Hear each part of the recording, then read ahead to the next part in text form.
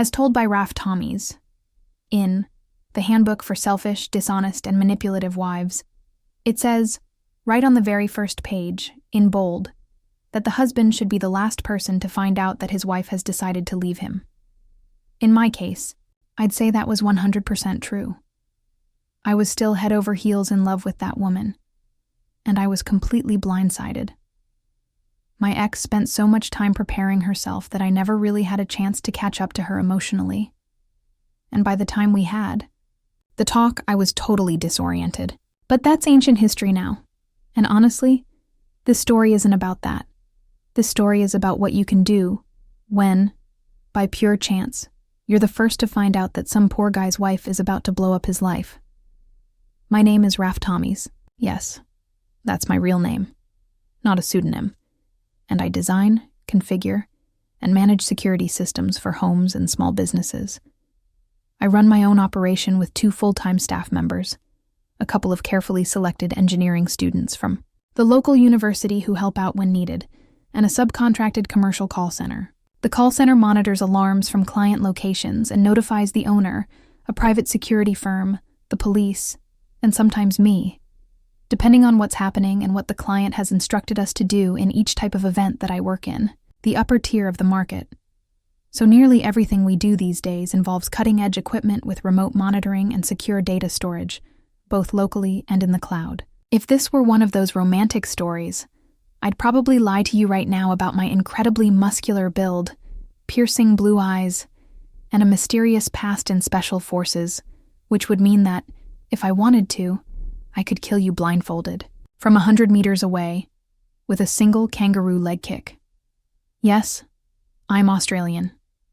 So you'll just have to put up with the occasional burst of metric measurements and rough slang. Things happen. I am what I am. Anyway, what I look like has absolutely nothing to do with this story, so I'll just assume the role of the faceless narrator. Fair enough. Now then, I was carrying out one of my routine 6-month system functionality checks at the luxurious home of Sam and Sasha Fitzgerald.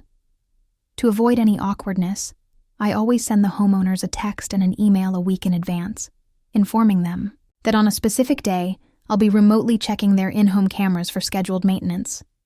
Despite this courtesy, you'd be surprised at some of the things I end up seeing during these checks. People doing drugs or running around naked. Fairly common. Sometimes they're even having sex. Once I ran a check on a camera in the party room and, at precisely 11 in the morning on a weekday, discovered that the wide-angle surveillance camera had managed to capture an orgy involving 17 couples, 6 threesomes, and 1 girl with 5 men, all at once, in a single frame. Unfortunately, they don't make cameras like that anymore. And yes, I'm talking about the camera, not the girl that if you've got enough money, you don't have to look for her. She'll find you. And your wallet, of course. Yeah, I'm damn cynical. But I've got about 1.5 million good reasons to. BESO. Back to the story. My first step was to run a system check on the controller. I reviewed all the maintenance and shutdown logs to make sure everything was functioning properly, then verified that all the cameras were in place and operational. You'd be surprised how many idiots out there put a potted plant or some decorative object right in front of a surveillance camera, and then act completely baffled when I tell them it's obstructing the view. You don't have to be poor to be a fool, that's for sure. At Sam and Sasha's place, I noticed that the system had gone through a full reset the day before, and the entire event history had been wiped. I quickly reviewed the saved footage. Their system used local storage on site, and everything seemed normal at first glance. So I simply marked it for follow-up and made a note to check it again the next week, hoping by then we'd have a full week of uninterrupted data. The next Friday, I logged back into the system and saw that the history had been wiped again, this time on Thursday afternoon. That was actually pretty strange, because all the archived files were untouched. Normally, when people try to hide something, they just delete the specific clips they don't want anyone to see and call it a day. Since this was clearly an unusual case, I opened the files and went through them carefully. The first thing I noticed was that in the footage from the previous day, it appeared to be a bright sunny day. That stood out, because in reality, It had been overcast and raining almost the entire day that I spent a bit more time digging and discovered that, for the previous 3 Thursdays, they had a 6-week continuous storage cycle. The files were identical. Same weather. Sam and Sasha leaving the house at exactly the same time. And a courier delivering a peculiarly shaped package. Again, at the exact same time that this point, I could have just called Sam. He was our contracted client, and asked if he knew what was going on. But the problem was this. If someone had gained access to their security system and was manipulating it, my job was to find out who and why. So, I reconfigured their system to perform a live backup to my secure offsite servers over the next 7 days and set a new reminder to check everything again. The following Friday, what had started as a routine system check was now spiraling into a lot of unexpected work. But we take our clients' security very seriously. That Friday, I logged back into their system and saw that, once again, the data had been wiped. The files from Thursday had been replaced. Once again, with the exact same ones as before. Identical. That was seriously odd that I accessed the raw footage stored on my server and rewound back to the moment of the reset, that we always make sure that the security controller is in view of one of the cameras. And there, I saw Sasha accessing the system and making changes. Normally, that would be the end of it. If a client wants to tinker with their own system, they have every right to do so. But in this case, the account owner was Sam, and according to the official documentation, no one else was authorized to modify the system. So, I rewound further to early Thursday morning and reviewed the actual events of that day. Both Sam and Sasha left the house for work at their usual time, but Sasha returned around noon. Less than half an hour later, a man appeared at the front door, the same man Sasha would later refer to as Terry, and just moments after he stepped inside, the two of them were already tearing each other's clothes off. For the next hour and a half, they had energetic sex in various positions, in multiple rooms. Even when the cameras weren't on them, I could still hear them clearly. Sasha was definitely a screamer now. I'm not claiming to be the next Sherlock Holmes, but even I could figure out that this was the reason Sasha was wiping the surveillance footage. I had no idea what the current state of Sam and Sasha's relationship was, but I can't imagine too many men being thrilled to know some muscled stallion was driving their wife into oblivion, without a condom. Of course, if Sam was fine with it, then there wouldn't be any need to delete the files in the first place. Honestly, I could have gathered enough footage from this house to make a half-decent amateur adult hidden camera movie. But obviously I wouldn't even consider it. Confidentiality is paramount in my business. Given how my own marriage fell apart, watching Sasha so brazenly cheat on her husband left a bad taste in my mouth. So I fast-forwarded through most of it. When they were finally done, they took a shower together, got dressed, and sat down to have coffee. And oddly enough, that's when the most shocking part happened. "Hey," Terry asked casually, "have you decided what you're going to do about Sammy?" Sasha nodded. "I'm going to give him an award ceremony next week," Sasha said. "I'll leave early with a headache, and my friend will slip a sleeping pill into his drink. She'll ask one of the guys to take him to a motel room so he can sleep it off, and then she'll invite a woman and film the two of them together. That should take care of the problem with our stupid prenuptial agreement." "I don't get how that works," said Terry. I was damn sure she hadn't chosen him for his brains. "We have a weird prenup. 80-20, 50-50, or 20-80, Sasha replied. Terry just stared at her blankly. "If neither of us cheats and we get divorced, everything is split 50-50, Sasha explained in the tone you'd use with a preschooler. But if one of us can prove the other cheated, the cheater only gets 20%. Including the house, we're worth a couple million right now. So if I can prove he cheated, I walk away with another 600 grand. I muttered under my breath as I kept watching and listening. That was it. Forget confidentiality. I was going to tell Sam what was going on. Ever since I divorced my wife, I have no tolerance for cheaters and manipulative witches. Damn, Terry said, clearly impressed. So once you drop the papers on him, we can do this every day. No, I'll have to wait a few more weeks, Sasha said. I'm about to receive an inheritance of $360,000, and I have to time everything just right. To get it, I need to be happily married. On my 25th birthday, which falls on the 18th of next month. Only then will I be eligible. Once the lawyers sign off, I'll transfer the money into an account he doesn't know about, and as soon as it clears, I'll divorce him. He'll never find out about it, so the inheritance won't be part of the settlement. What if he finds out about us? Terry asked. I'll know the moment he even begins to suspect, she said. I install the listening app on his phone so I can hear everything he says and always know exactly where he is. If he starts getting suspicious, we'll just stop seeing each other until after my birthday. Terry looked visibly rattled by that. He has no idea about the inheritance, she went on, so I can always postpone it if I have to. If things get complicated, we'll come up with something else. But this plan should work. He's completely clueless. Terry tilted his head to the side, and Sasha let out a sigh. He really has no idea, she said, and Terry slowly nodded. But can't he see us on these cameras? Terry asked, gesturing toward the very one I was watching through, while arrogantly squeezing her breast. I almost ducked instinctively, then just smirked at my own stupidity.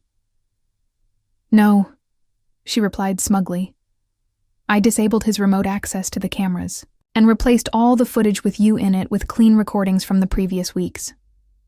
Smart, Terry said, grinning while staring at her chest that if I had been there in person, I would have wiped that smug grin off his damn face. If there's one thing I hate as much as a cheating married woman, it's a man who knowingly pursues someone else's wife, especially a brainless, muscle-bound parasite like Terry. Their conversation drifted to more mundane topics, and once the coffee was gone, Terry gave Sasha a quick kiss and a thorough fondle, then left, still smiling. She went straight to the system, deleted the footage from that day, and replaced it with the previous weeks. Then she left too. I was in one hell of a bind. I wanted to warn Sam, but the moment I did, Sasha would hear about it and just change her plan that I considered just sending him the real footage. He'd have all the proof he needed of her infidelity, and she'd have nothing on him. He'd walk away with 80% of their assets, but that would also mean she wouldn't get her inheritance. And if she didn't get it, neither would he that I was so furious I wanted her to watch him get the majority of their assets, including most of her precious inheritance. And to know there was nothing she could do about it, yeah. Suffer you, Snake. Over the next few days, I spent hours thinking through the situation. No matter what I did, it would tip her off, and if she were tipped off, I'd have no chance of learning the rest of her plan that a couple of days before Sam's so-called award ceremony. I finally decided what I was going to do, and it was essentially nothing. As far as I could tell, I had to let things play out exactly as she had planned. But I also needed to find a way to prove that her so-called evidence of infidelity was complete nonsense. Desperately hoping the police wouldn't show up at my door or land me on some list of potential sex offenders, I went online and started digging up as much information as I could about drink spiking with sleep aids. There wasn't much out there about spiking men's drinks, and I had no way of knowing what drug she was planning to use. But one thing seemed likely: Sam would end up extremely relaxed and drowsy. That meant there was a good chance he wouldn't be able to perform when they tried to stage the act. Of course, they wouldn't care about that. All they needed was for it to look like he was sleeping with a prostitute. Sam and Sasha arrived at the award ceremony together, dressed to the nines and looking, to the outside world, like the picture-perfect married couple. Damn, why invitation came as part of a last-minute corporate sponsorship deal, and I met up there with Barry, one of my part-time engineering students who had a few extra talents that might come in handy. Shortly after they arrived, Sasha and her friend Ruby excused themselves, saying they needed to use the restroom. Instead, they headed to the reception desk, where Ruby booked a room for the night, and Sasha paid for it in cash. Barry stood right behind them at the desk and booked a room directly across the hall. Just a few minutes later, Barry messaged me, and we got to work. That I asked him how he managed to get access to Ruby's room key, but he just smirked and shook his head. I guess we all have secrets. He'd always told me he'd take care of that part that we went in and quickly set up 4 miniature high-definition surveillance cameras, placing them where they'd be hard to spot. Once the setup was complete, we returned to our own room to test the feed. We powered up the laptop and saw that everything was perfectly visible, clear as day, with everything in place. I headed back to the event to mingle, as would be expected from a sponsor, while Barry stayed behind to monitor the cameras. Sasha remained at the ceremony, clapping dutifully, like a proper wife, while Sam's team received their award. Then, right on cue, that conniving woman excused herself and left for home in a taxi. Ruby stepped in almost immediately, bringing over 2 pints of beer and a whiskey. An hour and a half later, I watched on the camera feed as she slipped something into Sam's next glass. Sam was already pretty drunk, and whatever she slipped into his drink kicked in fast. Half an hour later, a guy named Nate and I were practically carrying Sam to the room, eyes glued to Ruby's tight little ass as she walked ahead of us. Hey, I can look, can't I? I wouldn't have touched that poisonous witch with a 10-foot pole, but damn, did she have a great ass that we took off Sam's tuxedo and laid him on the bed in just his shirt and underwear. Ruby said she'd stick around for a bit to make sure he didn't throw up. Nate and I headed back toward the party, but I told him I was calling it a night. Once we stepped out of the elevator, we split up. As soon as he was gone, I doubled back to my room and slipped inside. There, sitting at the table, was a man in a police uniform, curiously watching the footage from our very much illegal hidden cameras. "Well, well, well," he said. "What do we have here?" I almost peed myself laughing. It took me a full minute before I could even speak. "Jesus, Barry," I gasped. "When you said it was a real cop uniform, I didn't think it'd be this convincing." "It looks absolutely legit." Barry grinned. "It's almost real," he said.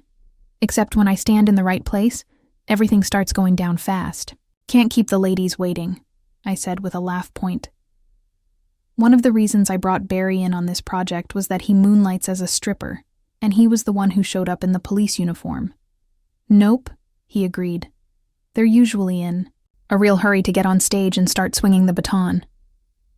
"No details, please," I said, pretending to cover my ears, and we sat down to watch the live feed and wait. "She's been texting a bit," Barry told me, "but no calls yet." "Makes sense," I replied. If she called, Sam might hear her and get suspicious. For the next 40 minutes, nothing made any sense. Sam lay sprawled out on the bed, while Ruby just sat there playing on her phone. Finally, there was a soft knock at Ruby's door. She got up and opened it. The girl who walked in was young, and probably quite attractive under the layer of makeup, but she was also clearly stoned. She looked at Ruby, blinking. "50 extra for the chick," she said hopefully. "Not me," Ruby replied. "Him." She pointed at Sam. "Oh." The girl looked disappointed, "but I'll pay another 100 if I can get it on camera." The girl looked hopeful. "Too little." 150, Ruby said. "Money first." Ruby counted out some money and handed it to the girl. "If he doesn't wake up, there's no refund," the girl said. "Perfect," Ruby said. "It just has to look on camera like he's taking you." One of those scenes. The deal. Scene. The prostitute stripped off her clothes and approached Sam. Back in our room, Barry stood up and checked his gear that we were relying on alcohol and whatever drug they gave Sam to keep him from getting hard. But if he did get hard and it looked like he was actually going to sleep with the prostitute, Barry was to rush in, bang on the door dressed as a cop, and say there had been a noise complaint. Barry's built like a brick wall, and just the sight of him would be enough to blow their plan to pieces that I had made up my mind. We couldn't allow actual sex to happen, because if it did, then Sam would have technically committed adultery, even under the influence that we needed him to be completely innocent. The unfaithful woman pulled off Sam's underwear and spent a few minutes trying to stimulate him, but there was no response. "Should I try oral?" Ruby offered, but the girl just shook her head. "It's not going to work," she said calmly. She then put Sam's underwear back on, climbed on top of him, and spent the next 5 minutes or so pretending to ride him like a performer in a staged scene. "What's his name?" she asked. Sam. Oh, yes, she moaned theatrically. Take me, Sam. Give it to me. She may have been a professional, but she delivered quite a performance. She bounced so convincingly on top of Sam that his body shifted with her movements, and with his eyes closed, it gave the impression that he was simply lying there, enjoying the experience. Ruby moved around the room, capturing different angles while the girl continued her dramatic moaning, and the sound of movement filled the space. Finally, Ruby called it. That's enough, she said. I'm sure Sasha will get exactly what she wants out of this. The escort nodded, got off the bed, dressed quickly, and slipped out of the room without another word. Ruby looked around the room, satisfied, and smiled. You have no idea how much this night is going to cost you, she said to the sleeping Sam, but it'll be the most expensive night you've ever slept through. Giggling, she quickly tidied up and left the room that I waited 10 more minutes, then went in and retrieved our cameras. Sam was still snoring softly the entire time. When I got back to our room, Barry had already changed into regular clothes. I handed him the envelope with the agreed payment, and we both left, dropping 3 key cards into the early checkout slot, then went our separate ways. I kept monitoring things over the next 2 Thursdays, and Sasha seemed completely convinced that everything was going according to plan.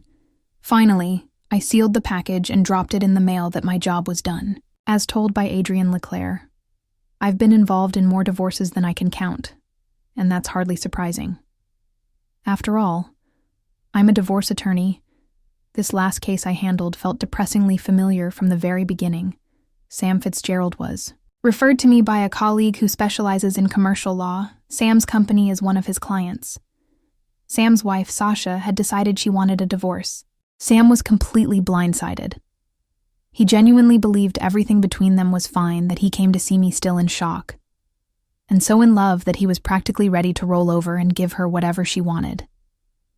I've lost track of how many. Clients have come to me saying things like, if it means that much to her, just let her have it.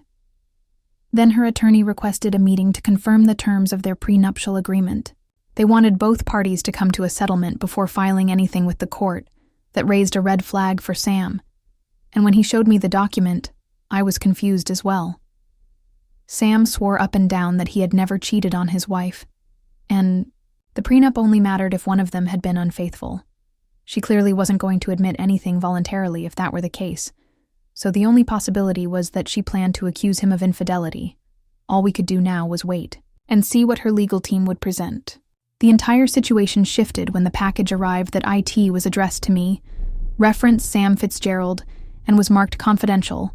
Among other things, the cover letter stated that Sam's wife had been listening in on his phone conversations and that anything we discussed could reach her.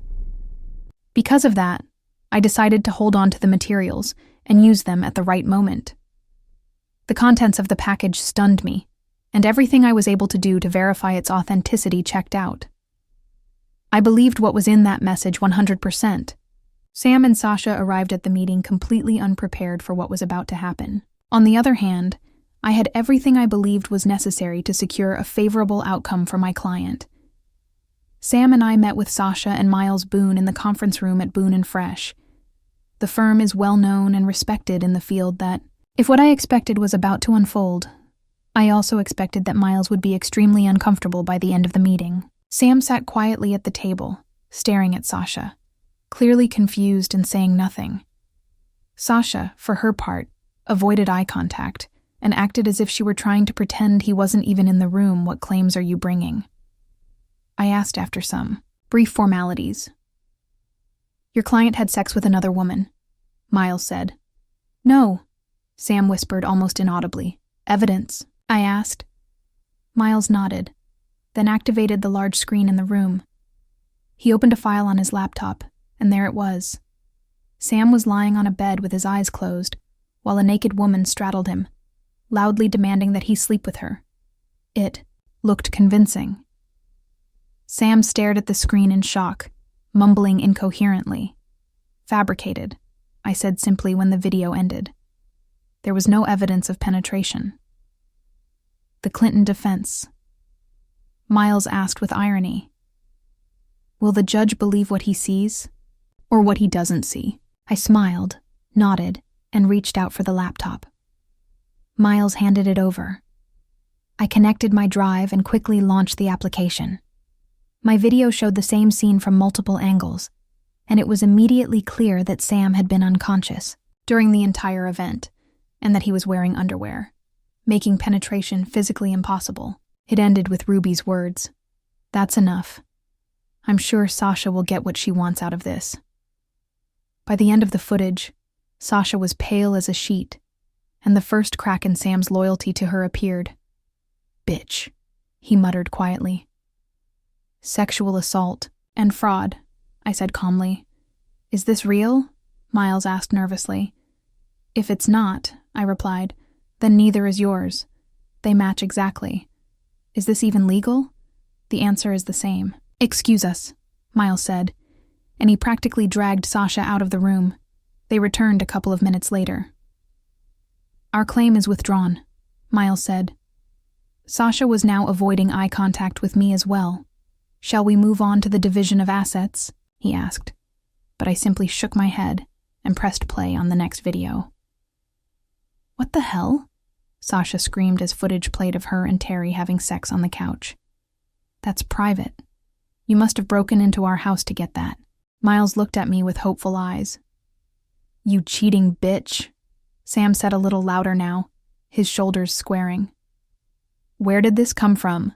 Miles asked me. "Sam is the only one who signed the contract for the installation of the surveillance system, and we have proof Sasha was aware of its presence." "Excuse us," Miles said again, and he and Sasha stepped out of the room once more. "Where did you?" Sam began to ask, but I cut him off. "Later," I said, pointing to his phone and mouthing the word, "bugged." Jesus, Sam had no words. He just sat there, breathing heavily, trying to compose himself. Then we heard Sasha's shrill scream from the next room. Sam looked at me. "Thank you," Sam said, and I smiled. This isn't over yet. Miles and Sasha returned. My client agrees to 20%, provided the recording is not used for prosecution. Miles said that I looked at Sam and raised an eyebrow. He looked at Sasha, who was bright red and staring down at the floor. "No deal," he said. "She moves out starting today. I'll have her things sent to any local address she provides." I smiled. At last, I had a client who was taking charge. I nodded to Miles. He glanced at Sasha, who gave a barely noticeable nod, agreed. Miles slid a sheet of paper toward me, a list of their shared assets. "Do you agree with the list of assets?" he asked hopefully. "Where's the inheritance she received after she turned 25? I asked. Sasha screamed, jumped up, and ran out of the room. Miles stood to follow her, but turned and looked back at me. "I assume inheritance isn't subject to division in this case," he said. "Is the house on the list?" Sam asked. "Yes," I replied. "I inherited it from my grandmother." I took out a pen and crossed the house off the list of assets. Miles shook his head sadly. "I had no idea," he told me. "I know." I assured him that he left to find Sasha, and I stood up and returned to my office. Sam turned off his phone and left it in another room before joining me. "How the hell did you get all of this?" he asked in awe. I simply smiled and handed him the letter that had been enclosed in the package that IT read. "Dear Sam, you don't know me, and I don't know you. I stumbled across your wife's devious plan and simply couldn't let it happen. Because I've been that guy, and I know what that kind of pain feels like. I couldn't tell you anything directly, because your phone is being monitored, and the moment she suspects you're onto her, she'll change her plan, and will lose the advantage that I was fortunate enough to be able to put together some protection for you, and I send it all to your attorney to be used when the time was right. I hope it helped. There were some costs involved, but I'm proud to cover them, knowing I did the right thing. All I ask of you is to treat this as paying it forward. So if you ever find out that some poor guy is about to get framed by his wife, don't let him face it alone. Support him however you can, and do everything in your power to stop it from happening. Who knows? Maybe we could start a movement for change, the brotherhood, from a brother who still cares. Sam set the letter down and looked at me with grim determination. I can do that, he said. Thank you for being with us. And if you're one of those who watches silently, just leave a like. It helps new stories come to light.